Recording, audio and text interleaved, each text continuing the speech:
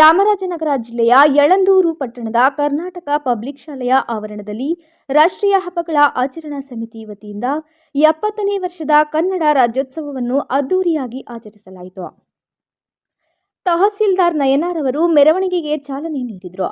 ಮೆರವಣಿಗೆ ಪಟ್ಟಣದ ಮುಖ್ಯ ರಸ್ತೆಗಳಲ್ಲಿ ಸಾಗಿ ಮತ್ತೆ ಕಾಲೇಜು ಮೈದಾನಕ್ಕೆ ಹಿಂತಿರುಗಿದರು. ನಂತರ ತ್ರಿವರ್ಣ ಹಾಗೂ ಕನ್ನಡ ಧ್ವಜವನ್ನು ಧ್ವಜಾರೋಹಣ ಮಾಡಿ ವೇದಿಕೆ ಕಾರ್ಯಕ್ರಮವನ್ನು ಉದ್ಘಾಟನೆ ಮಾಡುವ ಮೂಲಕ ಪ್ರಾರಂಭಿಸಿದರು. ಕಾರ್ಯಕ್ರಮದಲ್ಲಿ ಶಾಲೆಯ ಮಕ್ಕಳು ನೃತ್ಯ ಮಾಡುವ ಮೂಲಕ ಕನ್ನಡ ನಾಡು ನುಡಿಯ ಬಗ್ಗೆ ಇರುವ ಅಭಿಮಾನವನ್ನು ಪ್ರದರ್ಶಿಸುವ ಮೂಲಕ ಕಾರ್ಯಕ್ರಮವನ್ನು ನೆರವೇರಿಸಿದರು.